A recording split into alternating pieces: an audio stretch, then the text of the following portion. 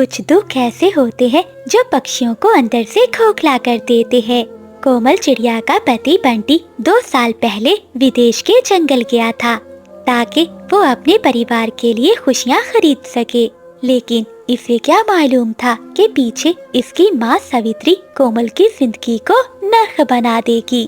اے ہواؤ، کیا میرا کوئی سندیش میرے پتی تک پہنچا سکتی ہو؟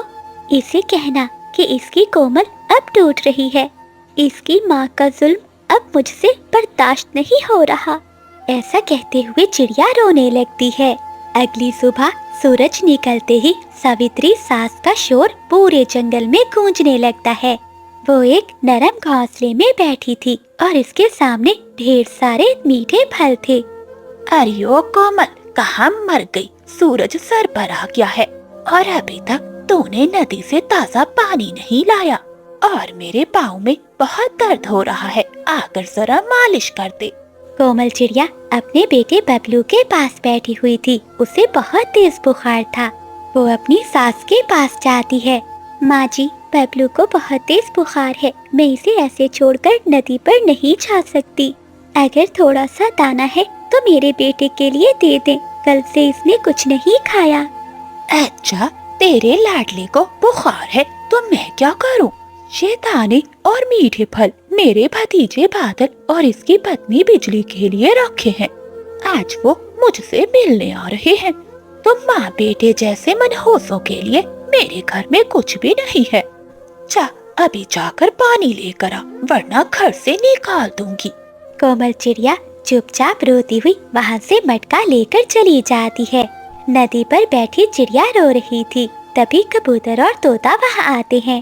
کیا ہوا چڑیا بہن، تم ایسے کیوں رو رہی ہو؟ کیا بتاؤ طوطے بھیا، میرے بیٹے ببلو کو بہت تیز بخار ہے، اس نے کل سے کچھ بھی نہیں کھایا۔ چپ کر جائیے چڑیا بہن، مجھے پتا ہے تمہاری ساس بہت ظالم ہے، اس نے تمہیں کچھ نہیں دیا ہوگا۔ میرے پاس یہ میٹھا پھل ہے، تم رکھ لو، جا کر ببلو کو دے دینا۔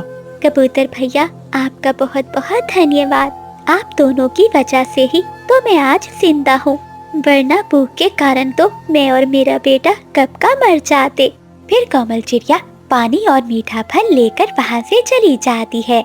وہ چپکے سے اپنے بیٹے کو وہ میٹھا پھل کھلاتی ہے۔ یہ لو میرے ببلو، جب تمہارے بابا آئیں گے تو تمہارے لیے ڈھیر سارے میٹھے پھل لائیں گے۔ ببلو وہ میٹھا پھل کھا لیتا ہے۔ کومل چڑیا کی آنکھوں میں آنسو تھے۔ اگلی صبح بادل کوا اور بجلی کا بھی آ جاتے ہیں۔ چڑیا کی ساس انہیں دیکھ کر بہت خوش ہوتی ہے۔ وہ انہیں طرح طرح کے میٹھے پھل کھلاتی ہے۔ بادل اور بجلی صرف ساوتری کے پیار کے نہیں بلکہ اس کی جائیداد اور ان پیسوں کے بھوکے تھے جو بنٹی چیڑا ودیش کے جنگل سے بھیجتا تھا۔ خالہ جان، آپ بہت بھولی ہے۔ یہ کومل روزانہ طوطے اور کبوتر سے ملتی ہے اور آپ کی خوب شکایتیں کرتی ہے۔ یہ تو چاہتی ہے کہ بنٹی واپس آ جائے اور پھر یہ دونوں مل کر آپ کو اس گھر سے باہر نکال دیں۔ ہاں خالہ، یہ چڑیا بہت منحوس ہے، جب تک یہاں ہے آپ کی صحت کبھی ٹھیک نہیں ہوگی۔ میں تو کہتا ہوں اسے کہیں ایسی جگہ پر بھیج دے جہاں سے یہ کبھی لوٹ کر نہ آئے۔ لیکن بادل بیٹا، میں کہاں بھیجوں اس منحوس کو؟ خالہ جان، آپ چنتا کیوں کرتی ہیں؟ میرے پاس ایک پلان ہے۔ ایسا کہتے ہوئے بجلی کا بھی چڑیا کی ساس کو کچھ بتاتی ہے۔ رات ہوتے ہی آسمان پر بادل گرجنے لگتے ہیں اور کالی گھٹائیں چھا جاتی ہیں۔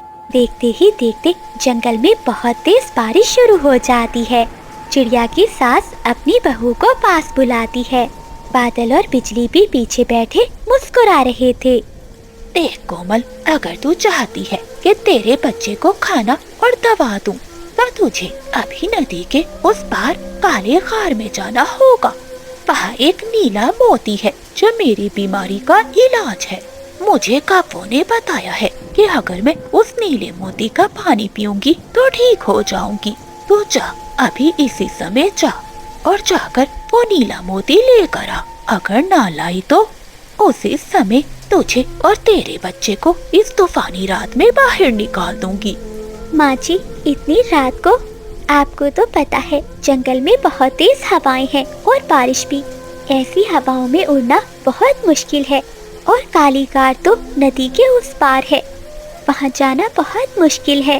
देखा खाला जान, आपकी बीमारी की इसे कोई चिंता नहीं, ये तो चाहती है कि आप मर जाएं। ऐसे बिजली का भी चिड़िया की सास को भड़का रही थी।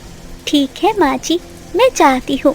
कोमल चिड़िया अपने जिगर के टुकड़े को भूखा और बीमार देखकर खामोशी से तूफान में निकल जाती है। हवा बहुत तेज थी, वो बहुत मुश्किल से उड़ पा रही थी। नदी का पानी भी शोर मचा रहा था। कोमल चिड़िया बारिश में भीगती हुई नदी को पार करने की कोशिश कर रही थी। वो उड़ते उड़ते एक पेड़ से टकरा जाती है और घायल हो जाती है। ए ऊपर वाले, माँ जी ने मुझे किस मौत के मुंह में भेज दिया है, लेकिन मुझे अपनी जान की कोई परवाह नहीं, बस मेरे बच्चे की रक्षा करना। ऐसा कहते हुए चिड़िया फिर से उड़ती है, लेकिन हवा के एक तेज झोंके से वो नदी में गिर जाती है। कोमल चिड़िया नदी के बहाव में बह जाती है। तभी तोता, कबूतर और बुलबुल वहाँ आते हैं और वो चिड़िया को नदी से बाहर निकालते हैं। कोमल की सांसें उखड़ रही थी, लेकिन इसके दिल में सिर्फ एक ही चिंता थी कि इसका बच्चा भूखा और बीमार है। दूसरी ओर बादल जोर से गरजते हैं और बिजली चिड़िया की सास के घर की छत पर गिरती है। सावित्री का घर तो जलने लगता है। छत का एक हिस्सा टूटकर सावित्री पर आकर गिरता है। बादल, बिजली, मुझे यहाँ से बचाओ, जल्दी करो वरना मैं मर जाऊंगी, मेरे पंख जल रहे हैं। वहीं दूसरे कमरे में बबलू भी रो रहा था और अपनी माँ को मदद के लिए पुकार रहा था। माँ बचाओ, मुझे बहुत डर लग रहा है। माँ, तुम कहाँ हो माँ? बिजली और बादल चिड़िया की सास के सारे गहने एक पोटली में डाल लेते हैं। अरे बुढ़िया, अब हम तुम्हें क्यों बचाएं? सारा माल तो हमारे हाथ लग गया है। अब तुम मरो या जियो, हमें इससे क्या। चलो बादल जी, हम तो चले। ऐसा कहते हुए कौवे वहाँ से चले जाते हैं। कोमल चिड़िया घायल हालत में पक्षियों के साथ अपने घर पहुँचती है तो वो कांप जाती है। वो घर में जाने की कोशिश करती है। कोमल बहन, अंदर मत जाओ, सब खत्म हो चुका है। नहीं तोते भैया, मेरा बच्चा अंदर है, मेरा बबलू तड़प रहा है। अगर मेरा बच्चा नहीं रहेगा तो मैं भी नहीं रहूंगी। ऐसा कहते हुए चिड़िया घर के अंदर चली जाती है। घर में तो हर तरफ आग लगी हुई थी। अरे बहू, तू आ गई, बचा ले मुझे। कोमल चिड़िया अपनी सास को बाहर निकालती है और फिर आग को चीरती हुई अपने बेटे तक पहुंच जाती है। बबलू, मेरी जान, देखो तुम्हारी माँ आ गई है, तुम्हें कुछ नहीं होने देगी। ऐसा कहते हुए कोमल चिड़िया अपने बेटे और सास को लेकर घर से बाहर आती है।